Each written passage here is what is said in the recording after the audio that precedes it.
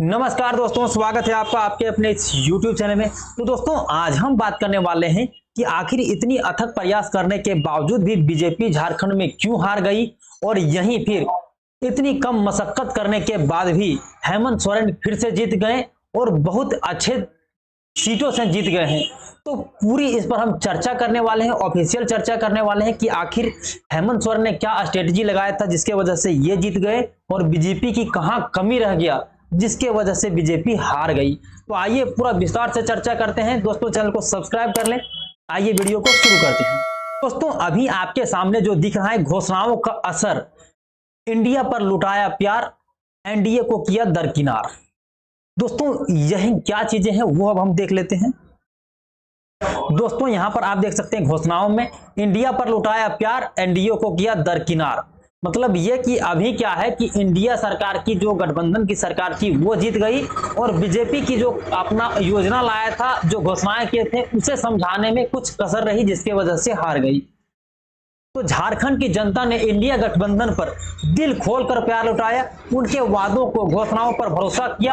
अब इंडिया के सामने अपने वादों को पूरा करना और राज्य में विकास की गति को बनाए रखने की चुनौती होगी। केंद्र में भाजपा की सरकार होने का कारण झारखंड में योजनाओं को जमीन पर उतारने के लिए समन्वय में काम करना होगा। मतलब दोस्तों, ये कि अभी जो झारखंड की सरकार थी वो पुनः तो बरकरार रह गई, और अब देखना यह है कि झारखंड में जितनी भी वादाएं किए थे हेमंत सोरेन या इंडी गठबंधन, वो कितने हद तक पूरा कर पाती है। और बीजेपी को कहीं ना कहीं अभी भी जमीनी स्तर पर उसको काफी काम करनी होगी, जिसके वजह से वो फिर चुनाव जीत सकते हैं आने वाले अगले इलेक्शन में।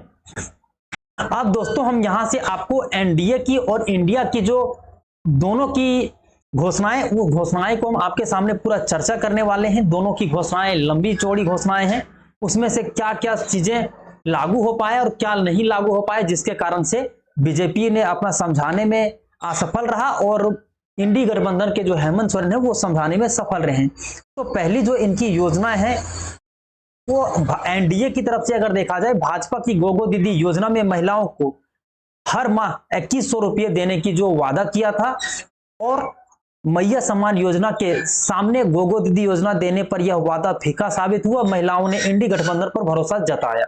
दोस्तों, इनका 2100 रुपये देने की बात थी, और वही क्या है कि हेमंत सोरेन ने 2500 रुपये देने की बात कही। और क्योंकि हेमंत सोरेन का जो पिछला बार से चला आ रहा है 1000 रुपये, तो इस पर ज्यादा भरोसा किया गया, और वहीं इंडी गठबंधन ने 2100 रुपये देने की बात कही थी, जिसमें उसका फीका पड़ा, और उस पर थोड़ा सा भरोसा कम जताने की वजह से यहां एक कारण में जीत गए हेमंत सोरेन।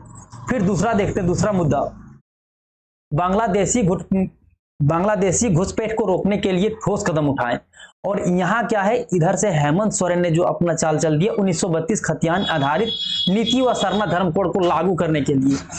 तो वो जो बीजेपी की कहीं ना कहीं जो साजिशें था या फिर उनका जो घोषणाएं था, वो जमीनी लेवल पर नहीं थे, उनके थोड़ा सा घुमावदार था, जिसके वजह से उन लोगों को समझ में नहीं आए। और ये जो हेमंत सोरेन थे वो जमीनी स्तर की बातें कर रहे थे और झारखंडियत की बात कर रहे थे, जिसकी वजह से इसके ऊपर कहीं ना कहीं असर देखने को मिला। फिर तीसरा आता है, 5 साल में 5 लाख युवाओं को रोजगार, 2.87 लाख रिक्त पदों पर भरे जाएंगे, इनका ये कहना था।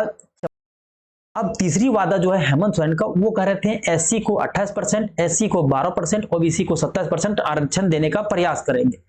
तो उधर ये जो बात कर रहे हैं रोजगार की बीजेपी की, और इधर ये जो है आरक्षण की बात कर दी है, तो यहां भी ये जीत गए। फिर चौथा जो वादा था, एलपीजी गैस सिलेंडर पर 500 रुपये और साल में 2 सिलेंडर मुफ्त, ये एनडीए का वादा था। और यही जो जेएमएम का वादा था, इंडी गठबंधन का वादा था, तो इन्होंने ये क्या कह दिया कि झारखंड में गरीब को प्रतिवर्ष 7 किलो अनाज और 450 रुपये में सिलेंडर। तो यहां एक बाजी इन्होंने मार लिया कि जो 500 रुपये में एनडीए गैस कह रही थी, वो इन्होंने 450 में ही कह दिया। और दूसरी बात इन्होंने ये कह दिया कि 5 किलो की जगह अब 7 किलो रिप्लेस करके आपको 2 किलो पर व्यक्ति राशन में वृद्धि होगी। फिर आपके सामने पांचवा घोषणा देते हैं, महिलाओं को 50 लाख तक की जमीन पर घर की रजिस्ट्री 1 रुपये में होगी। तो यहां इन्होंने पांचवी बात यह कह दिया कि धान की एमएसपी 2400 से बढ़ाकर की 3200 कर दी जाएगी। मतलब ये किसानों के बारे में बोलते गए, और एनडीए की जो सरकार थी वो अपने लेवल में बातें तो रख रही थी पर किसी को समझाने में सफल नहीं रह पाई। फिर जो हमारे पास सातवां छठा आ जाता है दोस्तों, वो आ जाता है धान की एमएसपी 3100 रुपये प्रति क्विंटल। और वहीं पर इन्होंने फिर धान की जो एमएसपी है उस पर 3200 कर दिया। मतलब बीजेपी थोड़ा सा पीछे पीछे चल रही थी, उससे आगे आकर के इंडी गठबंधन की जो हेमंत सोरेन है वो आगे आकर के अपना हिस्सेदारी ले रहे थे, जिस पर लोगों को भरोसा ज्यादा हो गया और सभी ने इसी को जिताना सही समझा। और फिर ये कह रहे हैं कि झारखंड में 10 लाख युवाओं की रोजगार एवं नौकरियां देंगी। और उन्होंने क्या कहा था कि 5 साल में 5 लाख, और इन्होंने ये कह दिया कि 10 लाख युवाओं युवतियों को रोजगार देंगी। तो मतलब कहीं ना कहीं जो ये घोषणाएं थी, ये घोषणाओं में भी जेएमएम की सरकार जो रही वो आगे चलती रही और बीजेपी की जो सरकार थी वो थोड़ा सा समझाने में पीछे रह गए, जिसके वजह से हेमंत सोरेन की ओर से सभी का विश्वास गया और सभी ने अपना मत दिया। दोस्तों इसमें जो मेन जो कारण थे वो हम आपको अब बताते हैं।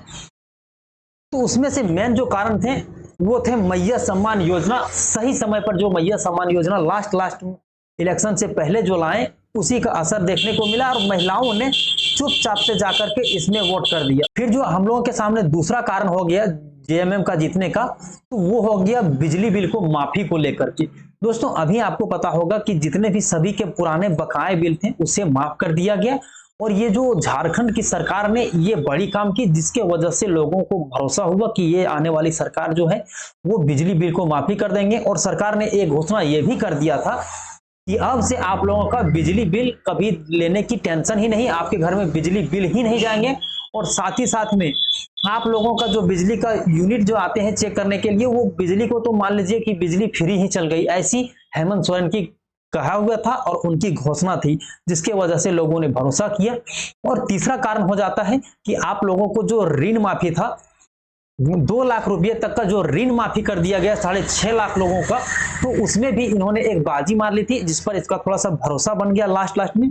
और तीसरा कारण था अबुआ आवास योजना देने का, क्योंकि दोस्तों अभी भी आपको पता है कि अबुआ आवास योजना की तीसरी किस्त नहीं मिला हुआ है। तो लोगों के मन में यह डर बैठ गया कि अगर जेएमएम की सरकार नहीं बनती है तो हो सकता है कि आने वाले समय में हम लोगों को अबुआ आवास योजना का पैसा नहीं मिलेगा। इस कारण से भी लोगों ने जेएमएम को वोट किया और भारी मतों से जेएमएम की विजय हुई। और यही कुछ कारण थी जिसके वजह से जेएमएम की जीत हुई और बीजेपी अपने मुद्दाओं को समझाने में पीछे रह गए, जिसके वजह से बीजेपी हार गई। तो दोस्तों यही थी हमारे पास कंप्लीट जानकारी जो कि मैंने आपके साथ साझा किया। उम्मीद करते हैं आपको वीडियो अच्छा लगा होगा, और अच्छा लगता है चैनल को सब्सक्राइब कर लें, ताकि ऐसे ही जो एनालिसिस हो पाते हैं वो हम आप तक सही समय पर पहुंचाते रहते हैं। तो दोस्तों आज के लिए इतने, फिर मिलते हैं अन्य किसी वीडियो में, तब तक के लिए जय हिंद, आपका दिन शुभ हो।